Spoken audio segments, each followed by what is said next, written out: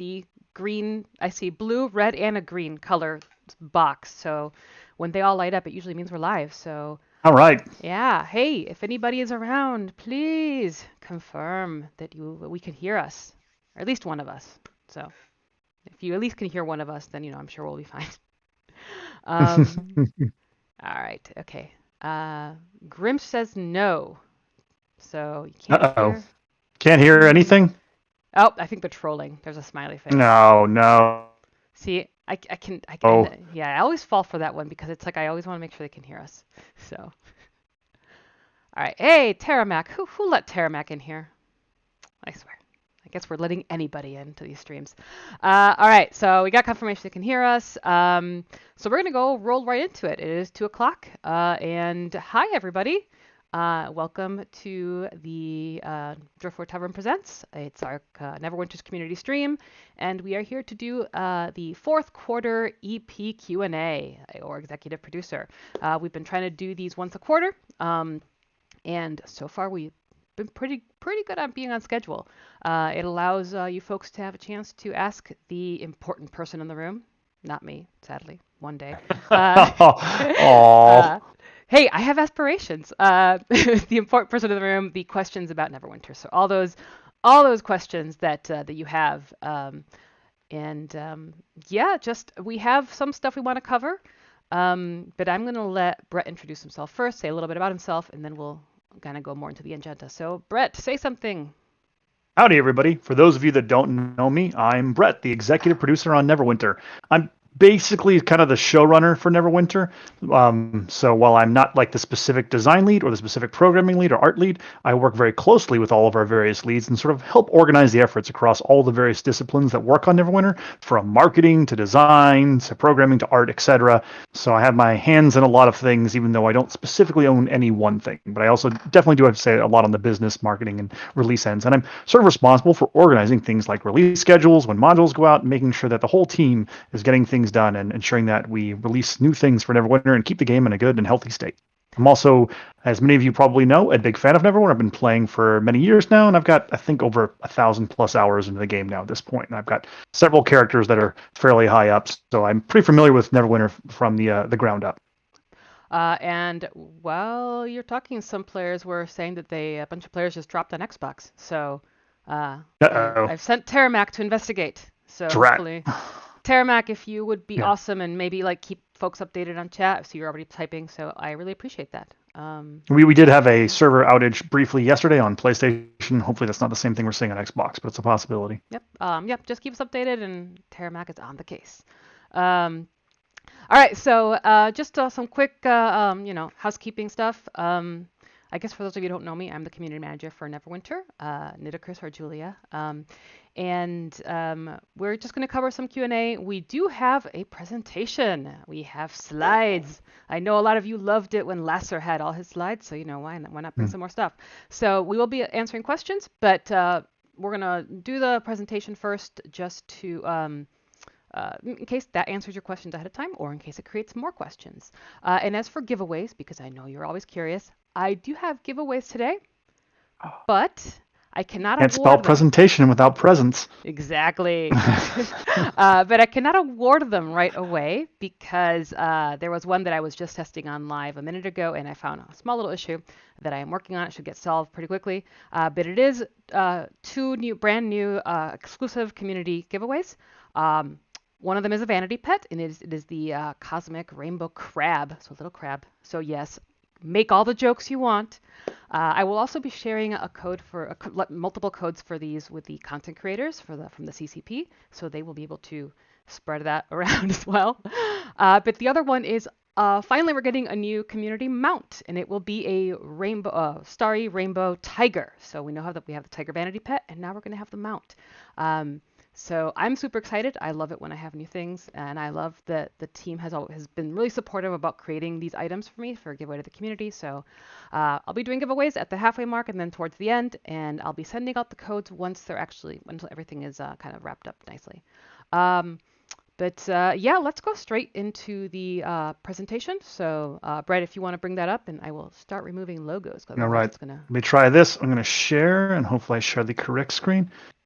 All right. I see something.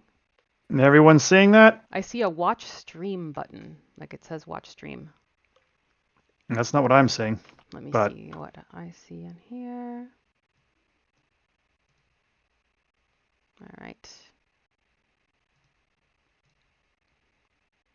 Oh, wait. yeah, All right. they're seeing it. Everyone else is seeing the watch stream button too. Okay, they should now have fixed it. Aha! There we go. I'm spying on the Twitch stream while doing this. It looks like it's up. Yep. All right, everybody. That's going to be really confusing for me to look at, so I'm not going to look at that. I got to go back to my slides and take a look. All right.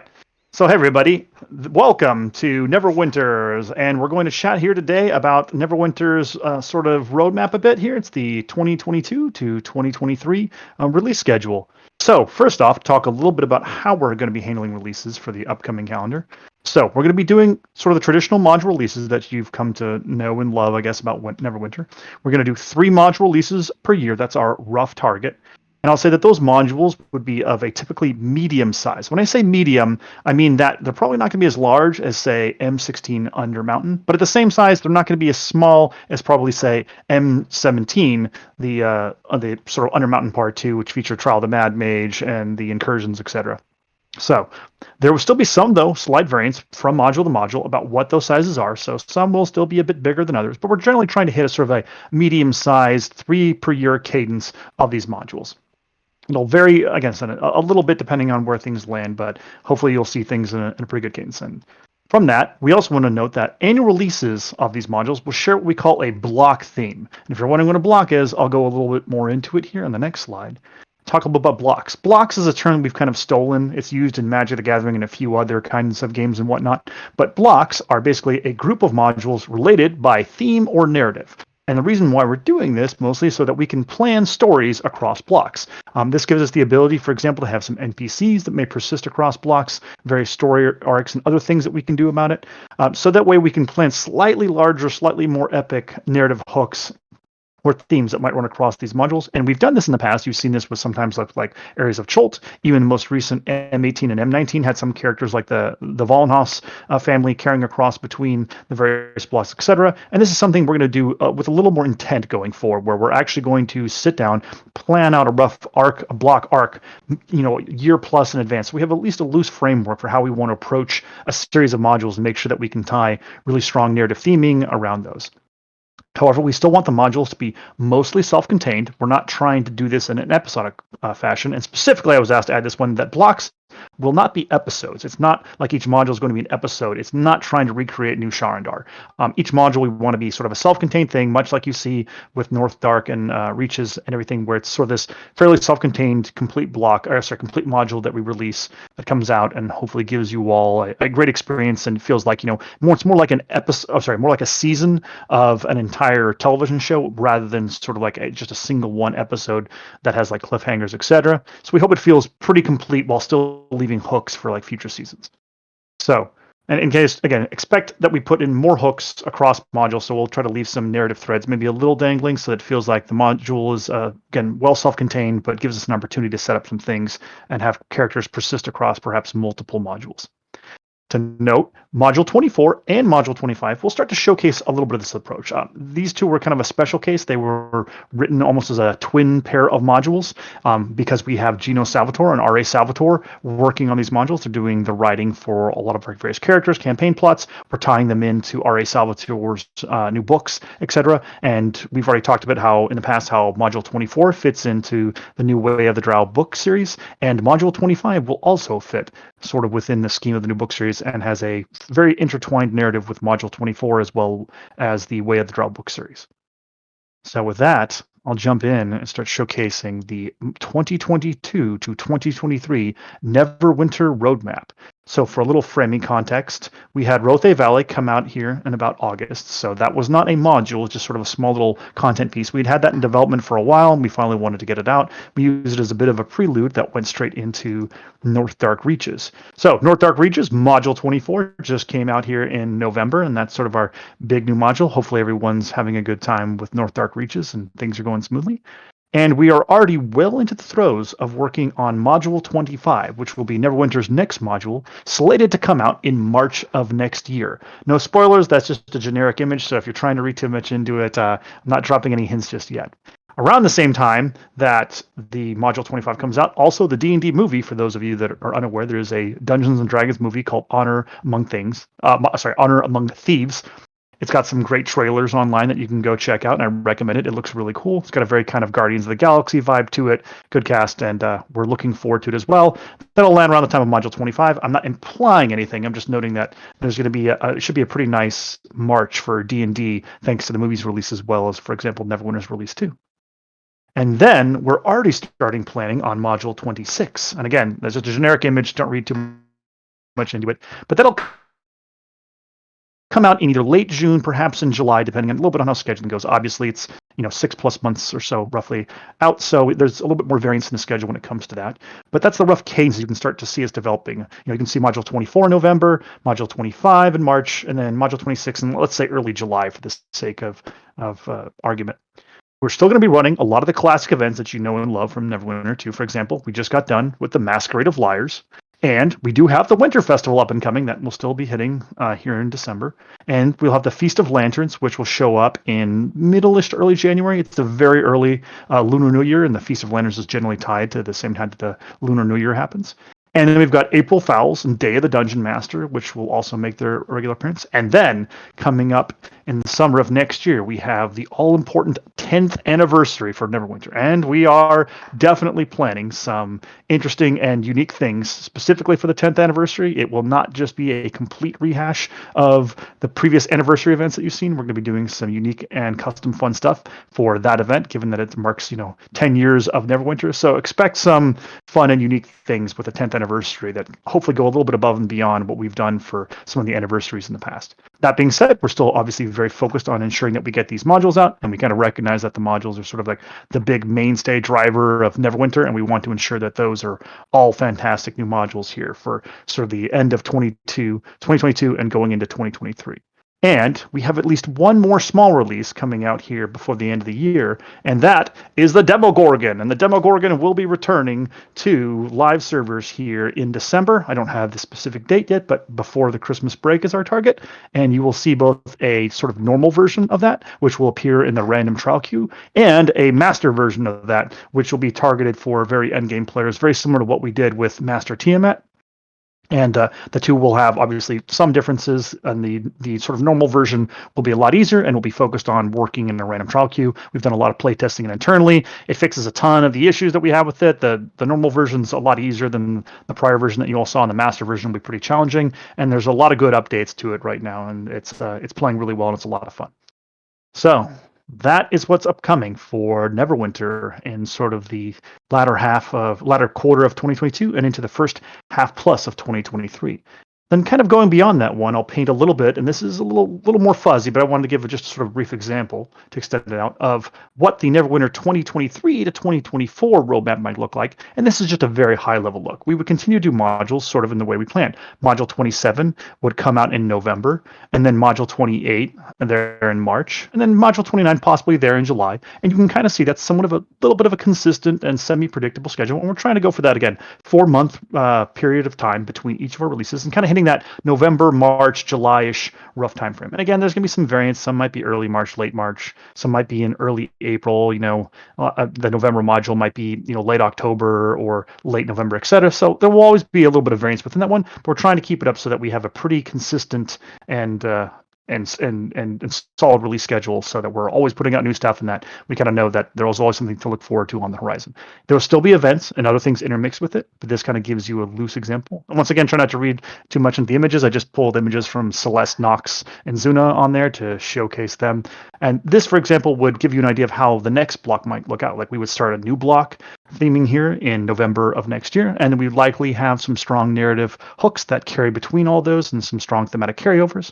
And I'm not going to spoil anything, and I hope I don't slip in, but we're already doing planning for that as well. So not only are we in the midst of working on Module 25, we've already got loose plans, and we're working on pre-production for Module 26, but we've even got sort of high-level pitch for what we would do across the entire next block and how those modules would break down some of the key features and cool things that we want to do with it. Again, it's much more subject to change given that it's a year out, but we want to ensure that we're looking pretty far ahead and have a reasonable idea for how we want to approach this, what we think the risks are, what cool and unique things we want to do. But that is the brief little snapshot of where Neverwinter is at and kind of where it's going from a scheduling and kind of roadmap example. And with that, I'll turn off the sharing and we can get back to more of the conversation and less of the presentation. All right. Did that stop sharing? All right. I have to stop sharing on my end as well. Let's see. Close that, and there should be us again. Yep. Okay, there we are. Let me get our name tags up.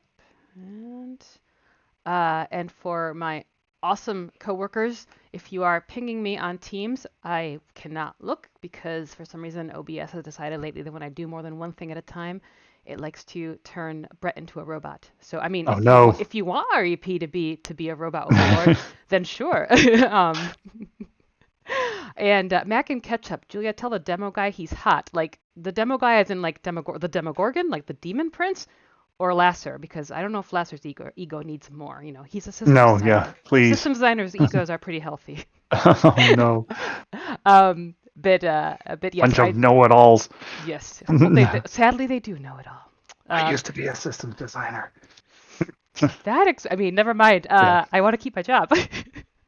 So hopefully that answered a number of questions, especially the Demogorgon. That was one of the more popular ones. So hopefully that appeases some of you. And some of you were asking some questions. I tried to capture a few of them, but not all. So if I don't get to it, I might ask you for the first time to actually repeat your question. Just don't spam, please. So he means Brett.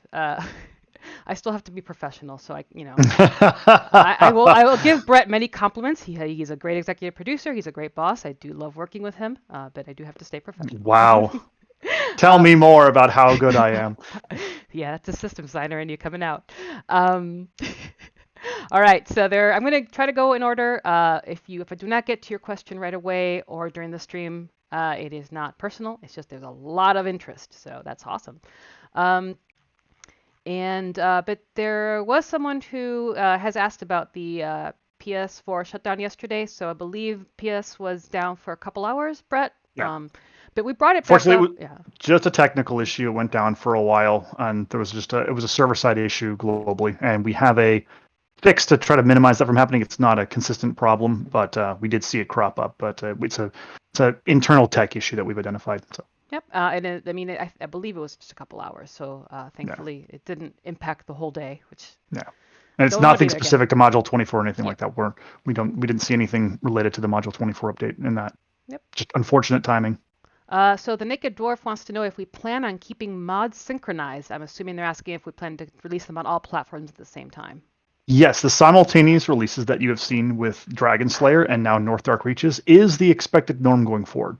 Trying very hard to ensure that we have all the work done well enough in advance that we can get thorough testing on all the platforms. And we're also trying to ensure that we schedule our more risky technical updates off-centered for this module. Something I didn't include in that one because it mostly affects us internally is that when we do some of our technical upgrades to ensure that we're compliant with Xbox Live and PlayStation Network standards, that we're not doing those when we release new modules. That's been sort of one of the source of headaches in the past is when we've tried to do those and the module releases at the same time, and we are not doing that anymore. We've broken those into different steps so that we can, focus just purely on the module and have hopefully very clean, consistent launches across all platforms. So some people are still asking about Demogorgon. I'm not sure if they came in later, but Brett did mention that, yes, Demogorgon will be making an appearance in December. We don't have the specific day yet. As it gets closer, we will announce it, but yes, December. To repeat, Demogorgon, both a normal and a master version, returning in hopefully early December before basically the Christmas holiday since Cryptic's on break then. And there will be the normal version will be in random trial queue and the master version will not. Let's see. What other questions I was seeing? Oh, that's a lot of questions coming in. Hey, Brett, I have a question. These master trials and master dungeons, are they really planned this difficult? Is the target endgame player supposed to be so minimal? I don't think we have more than a few dozen players completing these master trial dungeons. So I know there's different philosophies about the difficulty of master, so I will let Brett you talk about your thoughts on that. We're trying to hit a mix of audiences with the sort of normal versions and the master versions, and we want something that definitely incentivizes the very dedicated, guild focused groups to get together, complete some of the master trials, but we definitely need content that's accessible. And so if we get to a point where we feel like, the normal versions are too easy and the master versions are too hard, we will look at how we want to hit, a better balance, because we understand that that's still not perfect. We want content that is still challenging, but not something that requires hours and hours of wipes to complete. And so over time, we think that we'll see some variation, especially in sort of the master versions, where it's something that some of them will be more challenging than others. Like we might have some that generally do take a lot of effort to pull off from a coordinated group and perhaps hours and hours of practice, whereas other ones will be a little bit easier to get through, something perhaps closer to like the Infernal Citadel level, where it's still challenging, but not something that requires you to have an organized group wiping for hours to complete. So we're going to strike a bit of a balance, but we did want to ensure that, for example, anything that goes into the random queues is something that is fair for a sort of a random non-coordinating group. And I think that's where we struggled in the past, was where we've had content.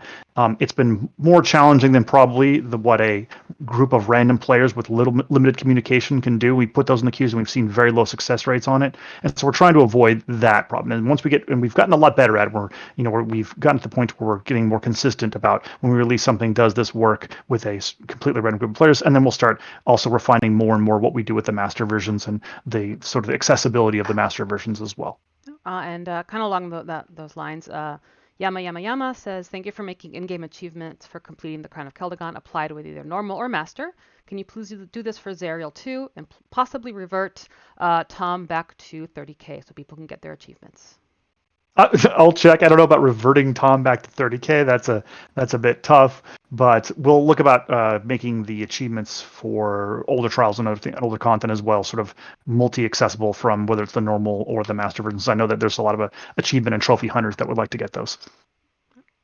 Let's see. Jonathan XX says, as the new mod is 10 weeks long, 2 months, and the coming battle pass would be 3, parts, that 5 months, so that's 5 months. Is that the plan for future module releases, keeping players engaged? So like the mod, battle pass cycle of...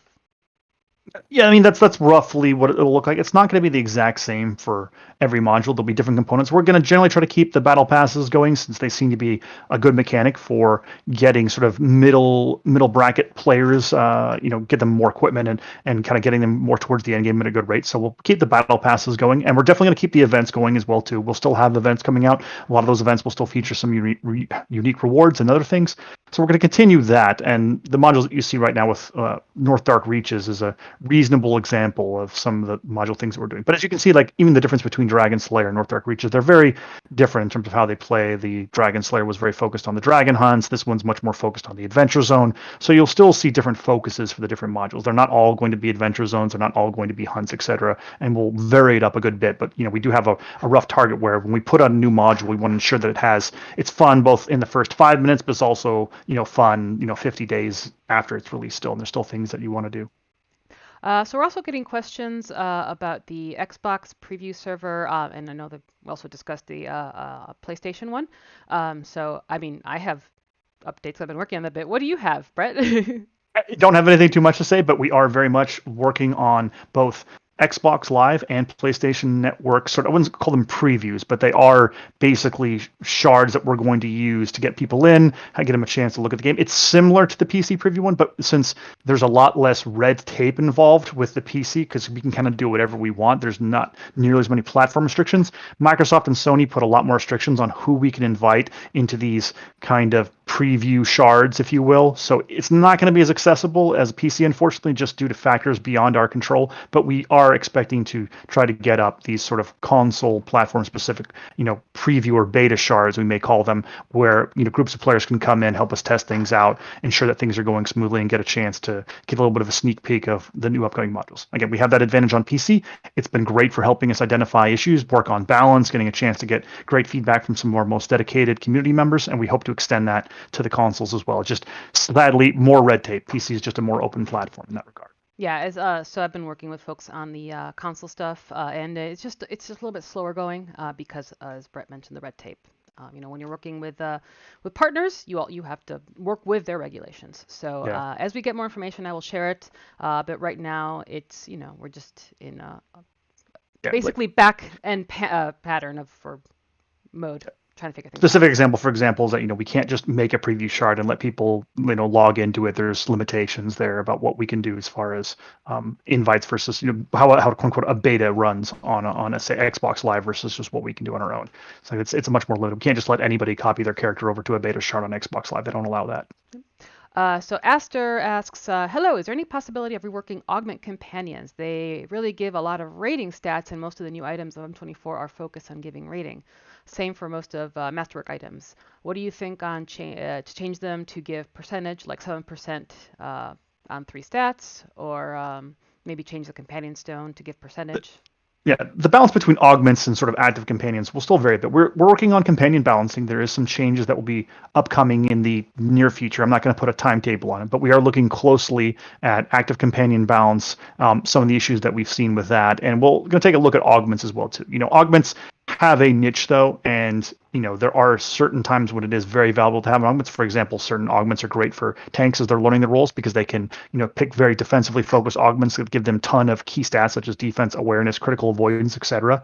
For DPS players, it varies. Sometimes some of them, depending on what augment you have versus what active companions you have, you may find more or less benefit. But we understand, as players get closer and closer to stat caps, it becomes harder and harder for them to slot in augments to use that. And so we'll look at varying up sort of the ways that augments provide stats here going into the future and see how what we can do. I want to give out a shout out, not just Teramac, but also Lasser and Midnight Light are in the chat. So thank you, folks. Because there's always a lot of questions coming in. So, if you guys tackle some of the ones that are more for your area, really appreciate that. So thank you. Let's see. The questions we had. There was another one that I wanted to ask. Let's talk. So let's talk about RTQ. Are any plans to add Zerial's challenge in RTQ? We have very much looked at, Zerial's challenge as well as just in general about what we can do. It takes a decent bit of effort to sort of balance something in a way that we feel it is appropriately accessible. So we very much would like to get the normal version of Zerial's challenge into our TQ, but based on what we saw the last round of the last rounds of data in terms of success rates and whatnot, it's not in a spot where, unless we just radically nerf the mechanics into the ground, that it would be appropriate. So we would want to go into it, look at the mechanics that cause problems for truly random, uncoordinated groups, and make sure we address those before we just straight up put it into RTQ. So we will plan on looking at that in the future, but we've obviously been focused on Demogorgon as well as, North Dark Reaches and M25 work. So it's not currently slated as something that we're doing here in the short term, but it's also not something that, we may have an opportunity to work on it here in the near future. But right now, again, there's been a lot more focus on current work as well as Demogorgon. So now talking about instead of trials, dungeons. So is it planned to add Vault of Stars in the random advanced dungeon queue?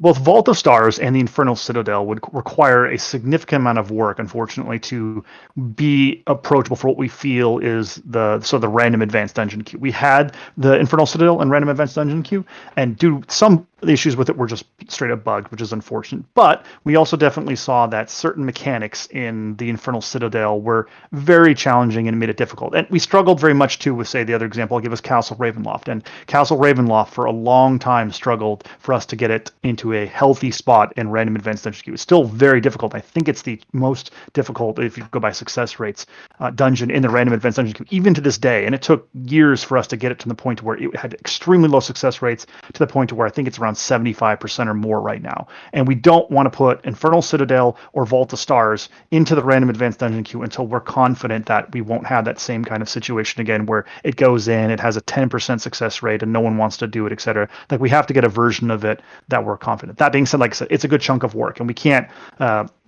constantly go back and update those while simultaneously developing new ones. There's a bit of a bandwidth there. So, for example, updating Zerial's challenge versus updating Vault of Stars, Infernal Citadel, and doing things with those does consume a bit of our time. And we'll hopefully get to them all here and keep expanding the random advanced dungeon queue and whatnot. But it'll take us a little bit of time to get through those. Apparently, Dead Mano wants to know if they can get boss hats as transmutes from each boss defeated. So, uh, we'll look into some boss hats. Maybe yeah. we might be able to come up with something. I think there is actually an item in a new pack on the Zen Market that was released yesterday that I think includes three different types, a choice of one of three hats, if I remember correctly. So, um, because I mean I think we all know who has the best hat in the game, and that is Jarl Axel. So, and he will never let us use his hat because it's his, and he's got a personality to maintain. So, Yeah. but I do like other hats though. I like that idea. Um, so speaking of things that released yesterday, we do have a question from one of the changes that came in North Arc Reaches, which is with the minor changes to insignia bonuses, has the team looked into alternative ways to earn insignia powder in the upcoming mod or battle pass from 24?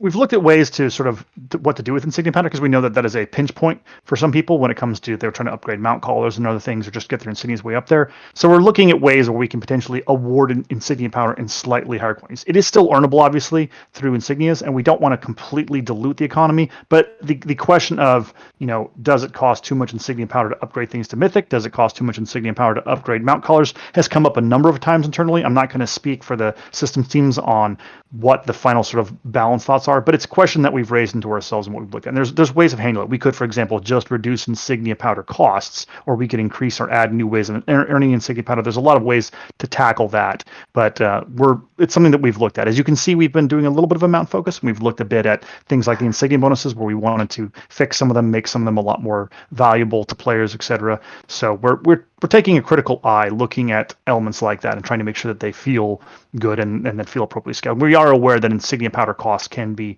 limiting for a number of things, especially things like mount collar upgrades.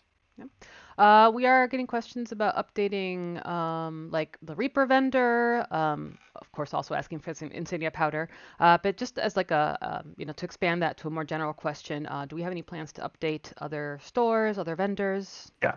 We are looking at that. For example, I think upcoming we are going to be looking at the what's called the appointment vendor. That's for things like Hell Pit and Harvester and Siege of Neverwinter, etc. We'll be looking at doing some updates to add some more desirable items to the appointment vendor across its various categories. And I think that we're also going to be looking down the road too at things like the Reaper's Challenge vendor, as well as the Trade Bar vendor, and a few other ones. So we hope to hit a couple of those upcoming here in 2023 and just get some small updates in to each of those vendors to add more exciting and interesting ways to spend the currency that you've got to make the especially also doing a little bit of like sort of cost balancing too. Like some of the items are priced in ways where it's very much encouraging you to get a one specific thing, sometimes at the expense of others. We recognize that there's sort of a evaluation imbalance there, and we don't like that. We want to see more equivalent balance. So we may, for example, lower the costs of some things in the appointment vendor rather than perhaps taking them out entirely. Just be like, no, that just needs to be half of its current cost. That's a more fair price for that item in the vendor. So we are looking closely at those. Yep. I'm trying to keep questions cohesive, but I do have to jump around because they come in really fast. So Sarah91 asks, any thoughts about adding known and used mechanics like hypo spread in the training room as requirement to access the random dungeon or RTQ for the sake of adding more dungeons and trials while keeping them finishable? We've talked about that. We have a separate feature that's more about sort of educating players and getting them to a point to where they're more comfortable doing harder content, like some of the more challenging dungeons and whatnot. But it would take, I think, a bit more than just having it in, like, for example, in the training room. There's a bit more to it than that, but it is a great idea, and it's actually something we very much have discussed internally as well too. So we are looking at ways. We have a longer term feature plan that will hopefully help players better understand some of the mechanics within Neverwinter in terms of like boss mechanics, as well as just some of their class mechanics, learning how to perform their roles better, understand what's valuable about it, and using things also, the common thing of like artifacts and mount calls, etc. These sort of like player derived strategies that have appeared but are very important, and players can kind of only learn them by doing them right now. We'd like to try to get more ways for players to understand the value of those, etc. going forward. But it's a larger feature. We have components of that, but sadly, it's something that's going to take a bit more time to get into. We don't have a great way, for example, just throwing it in the training room and saying, "Cool, do this once," and then you get it right. The reality is that's not that simple. Learning takes a lot of repetition. So, just for example, just putting it as a one-off in the training room wouldn't, I think, accomplish the effect. So we have a bigger feature that will hopefully help hammer some of those mechanics in. Yep. And then there was also a request from Borker, which when will heroes get dying dummies to test healing? So. Uh, Good Could be question. I interesting. thought that there were some. I thought in the training room there were specifically damaged ones that you could heal. I'd have to double check. But if there's not, then we'll see what we can do and try to get those added in. Yeah, it could be It's a good update. it could also be that players want ones that aren't just damaged, but they continue to take damage, like they're actually in the process of dying. So you can Gotcha. kind of gauge how much you have to hit them with healing to get them to a more stable place. So at least that's my experience as a healer. That's one of the hardest parts, knowing when to hit them with certain I'll check heals. with the content and systems team about that, so we can get some better practice dummies in. Mhm. So we are getting a lot of questions about classes. Of course, everyone has, the class that they care the strongest about. And Wizards did get some updates with North Dark Reaches. And so, of course, we're getting questions about, is there something planned for other classes, like what's been done with Wizard? So any thoughts on upcoming class changes, updates, etc.?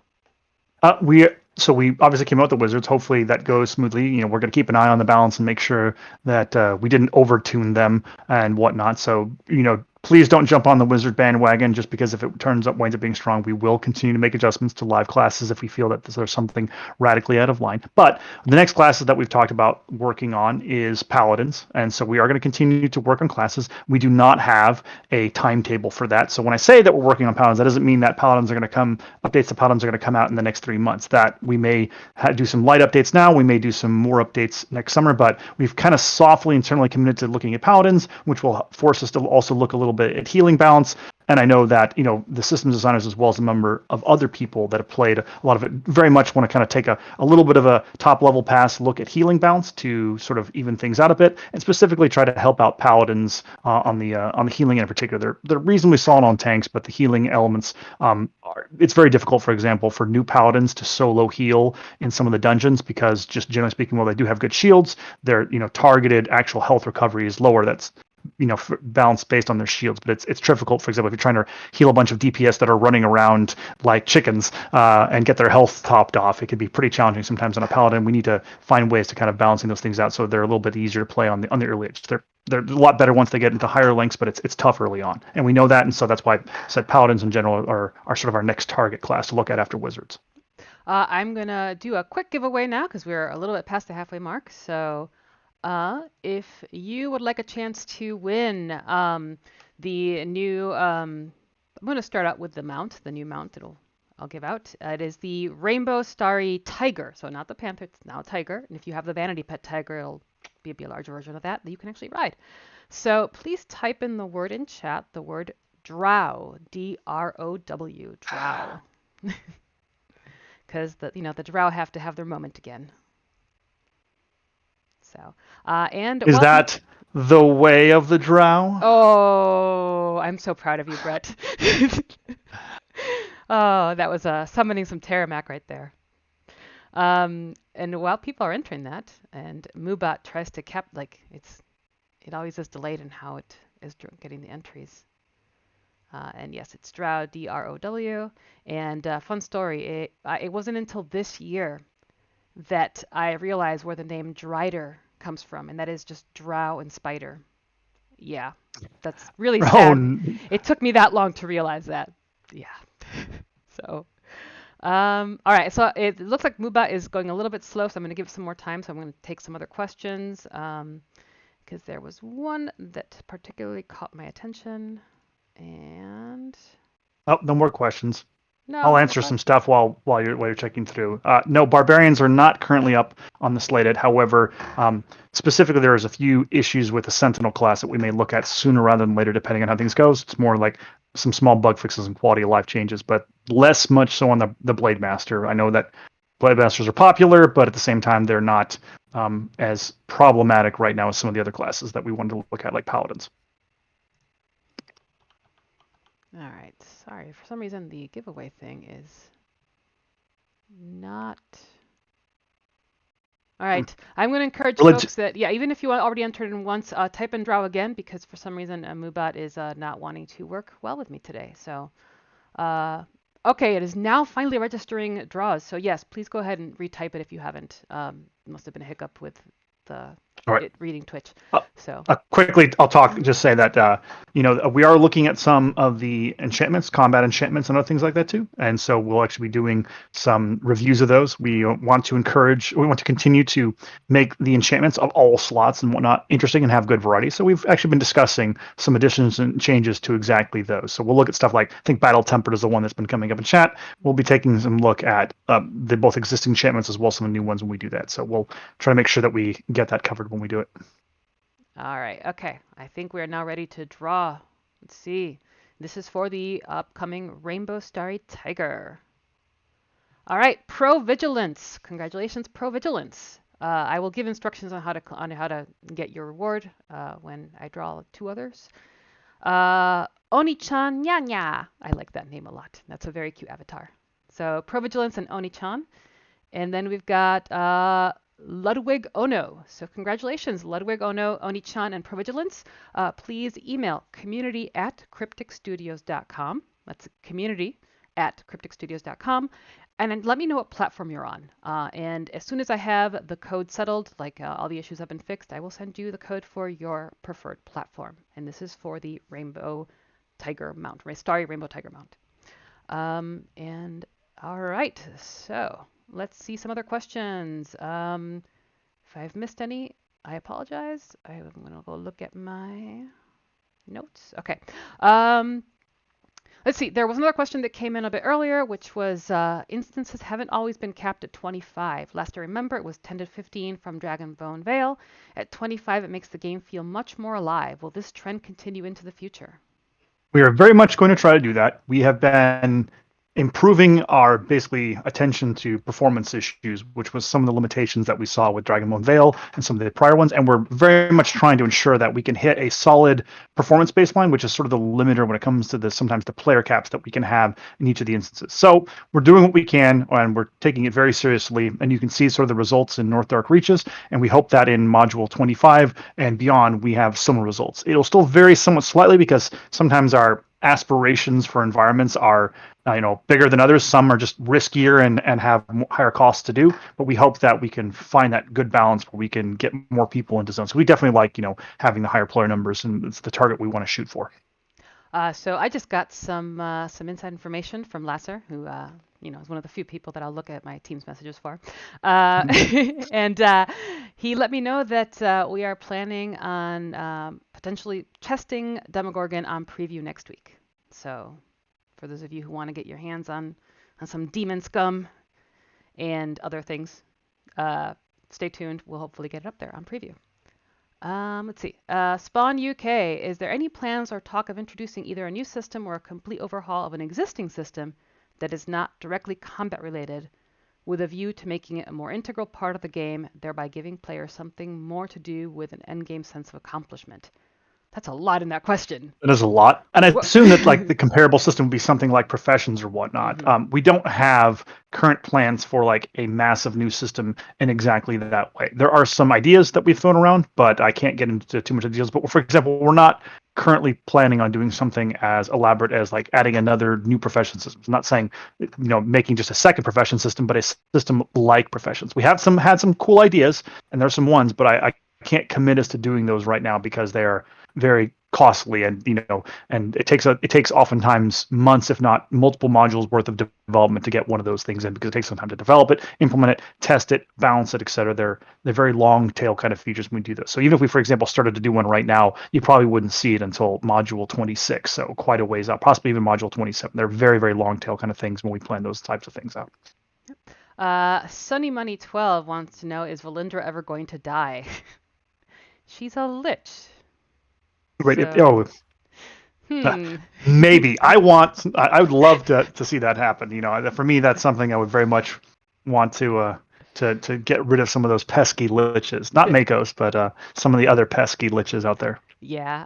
I think Wizards of the Coast might want to have a say in what we do with lore. So, Yep. but yeah, no, I mean, a lot of people have strong feelings about Valindra. You want to say something, Brett, or? I was going to say, I know that questions have been coming up since I've been asking about strongholds. We still have some small updates to strongholds, but we're not playing any massive ones. You saw that most recently we did the Dragonflights updates, and we're going to try to continue to look at some of the existing things, but we don't, for example, have a massive overhaul. The strongholds system is not something that is on our list for like a substantial feature change or redo. That being said, like I said, if we are doing features, we would tie them, generally speaking, into the various modules, but we do not have the any kind of like substantial stronghold revamp for right now on our block. There's some things, like I said, we would like to do, perhaps on a light cost balance update, as well as refreshing some things, but we do not have like a like redo stronghold, add new buildings kind of approach to strongholds currently on our radar. So another question is, seeing that appearance libraries are a thing, and for those of you who aren't aware, we did increase the amount of appearance slots you can have, which I know some people are really waiting for that one. But they ask, would it be possible to separate them into presets that are not tied to loadouts that players have? That would take a bit more work. It's something that we could look at, but it's not something we could do simply. So it's a great suggestion, but it's not something that we could like quickly and easily do right away. But it's a cool idea. I'm trying to picture our UX and our UI designers' faces right now. At that thought. Another question is, any thoughts about giving the player rewards for the collection points? For example, giving them a unique mount if they collected all mounts in each mount category, or the same thing with companions. We've talked about like a collection store, if you will, or a collection rewards in the future. It's not something we've jumped on, but it's something that we've discussed. But right now, I'm not going to commit to anything. It's something it's on our, I would say, our wish list of like, we really would like to have some more value for the collections and earning the collection points, and it would probably wind up being like a collection store or like specific achievement collection, like you complete this achievement and get something where just we have a store where you can spend the points on things. And there was another question. I believe it was. There you go. From Nova. The Tower of Nasad was fun to play. Keeping this theme, has the team considered a tower with levels that get harder by each floor? Maybe something endless, like repeating bosses, but worth grinding. Like floor 10 drops like 500 powder. We've talked about exactly that feature numerous times. I think ever since I started working at Cryptic Cities, that idea has come up. I'm not going to commit to anything once again, but it's something that when we propose features for a module, that is one of the features that almost always comes up at some point. Whenever we talk about like, hey, we want to do some features, someone's like, we want to do an endless dungeon or an endless tower or something along those lines. So it comes up. It may eventually show up. We just need to find the right place to put it. Provigilance, many of your lasting player base miss having options with things like their feats. Any chance we can see more options to add flavor to unique builds and playstyles? We definitely want to ensure that various playstyles have more options. That's why we've been trying to do some things, for example, like trying to make more mount insignia bonuses relevant, and we're going to be looking at a few other things where we think that there's sort of a bit of bias where like there are options, but players really aren't utilizing them. Like I said, mentioned, we're going to be looking at some of the enchantments to try to open that space up a little bit more to interesting options. We've been very much obviously focusing on doing that with some of the more recent rewards and trying to add more interesting item options there too. But specifically, it's tricky for us to commit to any one thing, and specific class-based feats or class features or whatnot are limiting. We have looked at boons though, very much as another system that we would like to be able to do things where it's like, hey, we recognize that the boons are very polarizing. There's not as many interesting choices, especially the master boons, and we would like to perhaps revisit those and add more interesting options to it. So it's unlikely that we would do something class specific unless we were doing a class update. Like if we are, some of the various class features as well as boons changed with each of our recent revamps, but we would likely look at meta things that affect all classes, again, like boons or like insignias, etc., that we could add more interesting options to, because we know that there's not as much meaningful choice there as we would like. Yep. This is the other question. I had it in front of me. Someone was asking about rank 6 enchanting stones, I believe it was. Yes, there we go. Speed Goddess Avatar.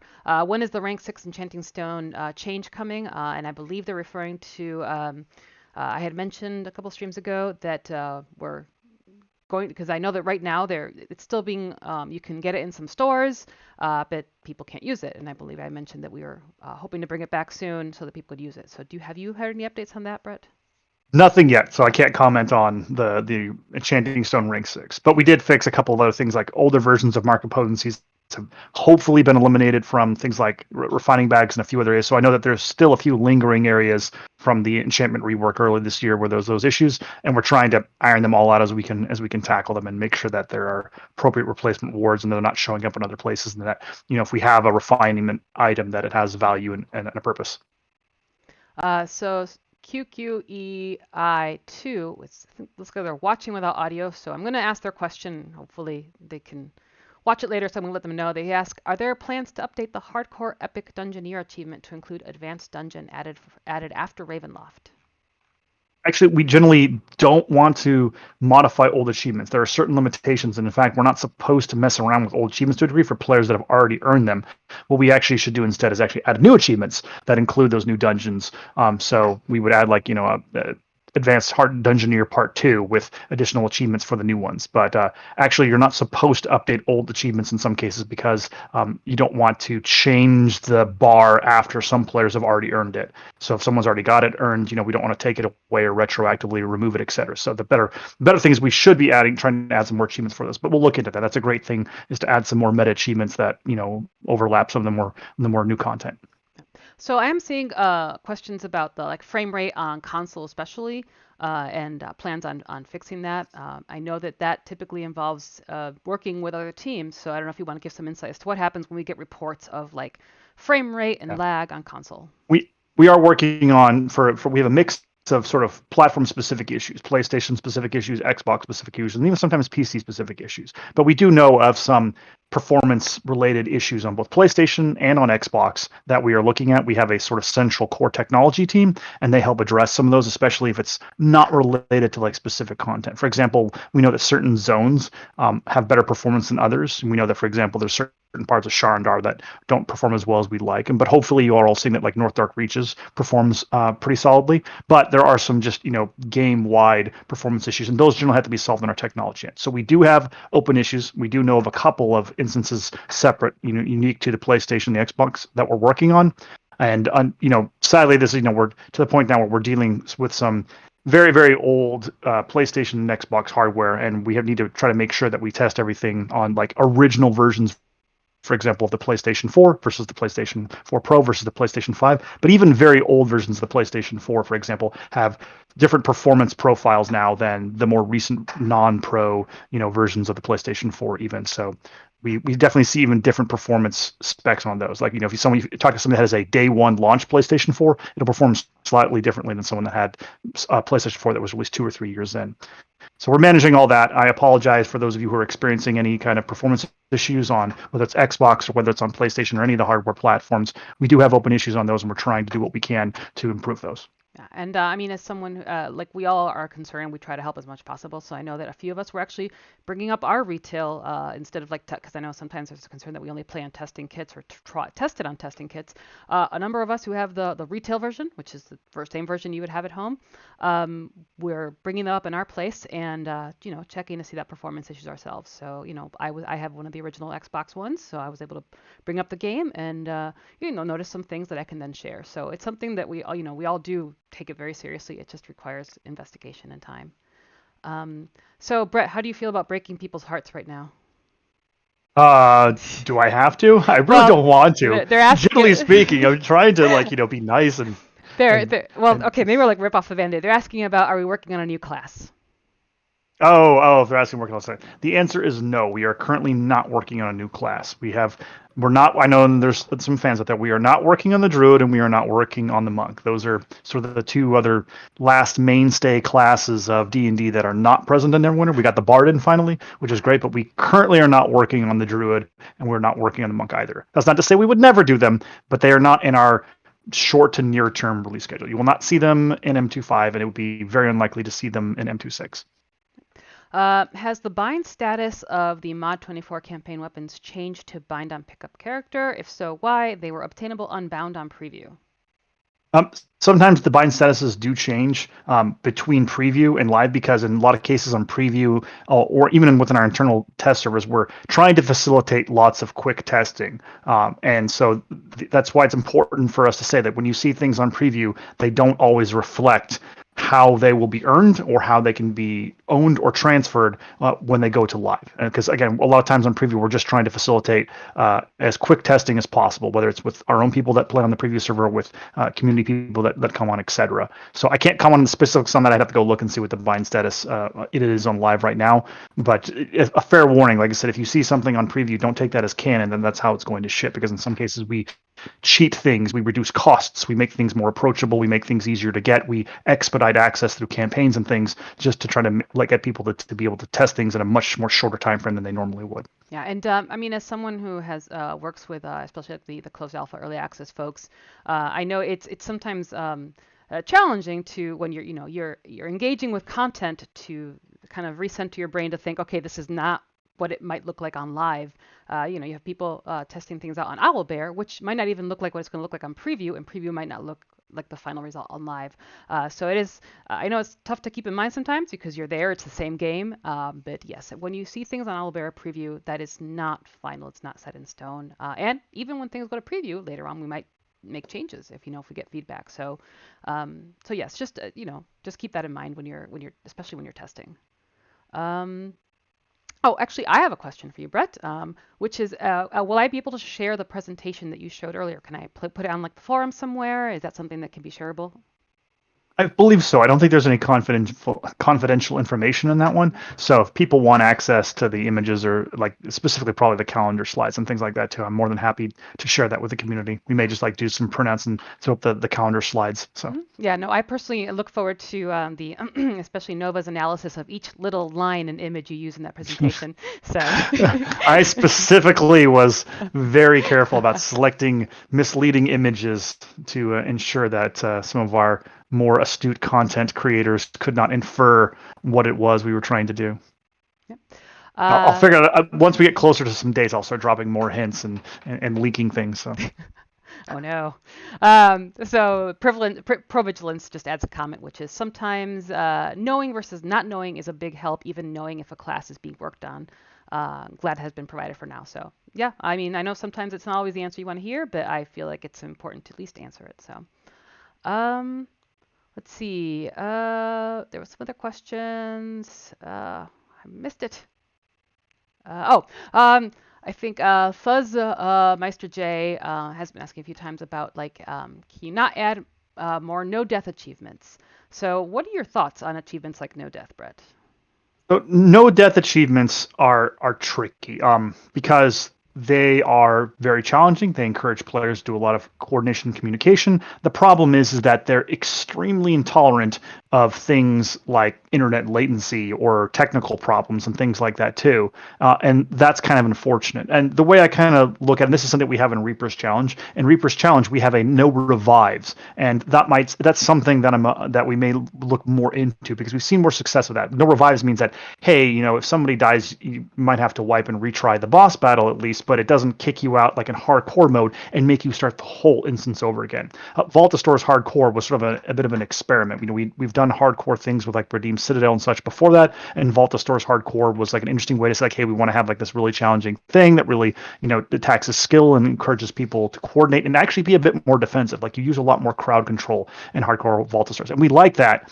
But at the same time, if somebody lags out in the middle of Prince of Frost, like that's it. The run's over, start over. Everyone's spent 25 minutes and there's nothing they can do just due to a little bit of unfortunate latency with that. So we want to find ways to challenge players to encourage that level of tight coordination and to do things like use lots of CC that they might normally just be like, yeah, whatever. If I die, I'll just get revived. And we hope that we may be able to accomplish that without using hardcore, but with using rules like no revives and other things, which stress staying alive, but without that sort of punishing element of the true hardcore flag that we currently have. Mac and Ketchup says we need hardcore Vault of Stars Volume 2. All right then. So see, it's funny to see the difference in our player base, which is some people, don't strive to do like the hardest. They don't enjoy the whole being killed repeatedly until they get it right, and other people really do enjoy that It's very much a big spectrum. Like I said, that's what we see with Neverwinter. We see players that are approach the game very casually, that love to play it. They're not doing the master trials, but they love doing dungeons and random queues. And we see some players that their primary interest is the exact opposite. They just want to do Tom and try to go for the deathless achievement and that's how they play the game. We always try to find a way to appeal to all those audiences so that the players of various skill levels and target goals can do it. And there's no right or wrong way to play Neverwinter within that one. We just want you to have fun, and so we try to provide content for all those various audiences. Yep. So Oni-chan actually mentioned something that reminds me of a couple things. Well, she asks any way to get more fallen wings, and for those of you who might not be aware, if you go to the RCA for the next few weeks, you can get these fallen wings, which are pretty cool. But that also reminds me that some people might not be aware that if you don't meet the item level for the new campaign, the first 3 weeks of the module, the item level of restriction has been removed. So go ahead and try it out. Before the item level restriction comes in. We're doing that to make it more accessible at the beginning and also incentivize players to keep getting higher item levels so they can continue later on. So if you did not know that information, now you know it. So check out the campaign. There is no excuse right now. I think the question about the fallen wings, though, was that we only had a single giveaway for that, and it was character bound. And I thought that we had talked about there was a solution for that was going to make it so that you could get that on your various characters. Because, I have a bunch of alts, and I only have the wings on one character right now. Yep. Yes, so thank you, Drinkgirly, for the additional information, but that is something that we can follow up on. So I'm going to grab a couple more 3 more names for giveaways. So Brett, if you want to look to see if there's any questions I have missed. I'll scroll up while you're handling that. All right. All right, let's keep it. So if you would like a chance to win the Rainbow Starry Tiger mount, not Panther, the Tiger, type in the word Northdark, Northdark, Northdark. I'm going to make people type a longer word. Some people asking, Dragonborn helms, it's unlikely, unfortunately, we'd be able to go back and make the old helms work. It's unfortunately takes a good bit of per asset work, unfortunately, for us to do that one. And it's similar to having to go back and some of those were built well before the Dragonborn were a thing. And as a result, they weren't designed to fit their heads. And it takes a lot of effort. And when we look at where we spend our time, we can be adding new helms and cool new armors to the games, or we can be spending a ton of time reworking old ones. And in most cases, it's better for us to just be adding cool new ones that that fulfill that one. If there are specific ones that people really want, let us know. We can potentially get a couple really of the cool, more valuable ones that players really miss. But it's really hard for us to say we can just blanket fix all of the old helms to work with some of the races that came out years after Neverwinter's release. So I'm going to start drawing winners, but Ace Aether asks, do you think it's possible to add a way to duel other players, like a duel request type thing? So, is there a way to make it so the players can duel each other? Good question. We can potentially look at that. We'd probably have to do something more like maybe a dual arena, the way that PvP works in Neverwinter. There's certain things that we have to do. We might be able to set up a small PvP arena or something along those lines. Similar if you think of the open world PvP present in some of the Icewind Dale zones and such. We might be able to do something along those lines, something a bit more self-contained. So I drew 3 names, and this is Destin Moon 64, Dr. Zeus 73, and Wet 2502. Congratulations once again, Destin Moon 64, Dr. Zeus 73, and Wet 2502. Congratulations on winning the Rainbow Starry Tiger mount. Please go ahead and email community@crypticstudios.com to let me know what platform you're on, if it's Xbox, PlayStation, or PC, so I can give you the proper code. Once again, it's community@crypticstudios.com. And we are at time, and I believe we're in the similar meetings, so I think we need to start wrapping up. Were there any parting thoughts you wanted to share or any other information? No, I'd just like to say thank you to everyone who's watching the stream, who might be listening in later, or might be, reviewing this on a content creator's summary or reaction stream. Thank you, everyone. I hope that you're enjoying Neverwinter, and I hope that you're enjoying Northdark Reaches in particular. Again, we'll have a few more updates that come out here this year before sort of the Christmas holidays and other breaks. Cryptic also takes some time off over the winter break as well. Mm-hmm. And then we'll be plugging away and trying to ensure that we hit with the next module coming out here in March. And I'm actually going to be traveling for the upcoming Thanksgiving break, so I'll be gone for a little bit. But for those of you familiar with Persimer, reach out to him for any community stuff, and of course the moderators. But because I'm going to try to disconnect and actually enjoy my vacation. I'm actually traveling to Spain. So I'll post in the forums just in case people are wondering where I am. But thank you again, everybody. Thank you, Brett, and thank you to everybody else all my peers who showed up on this chat. I love having such a great team and love working in the community. So as always, stay safe and take care of each other. So bye. Yeah.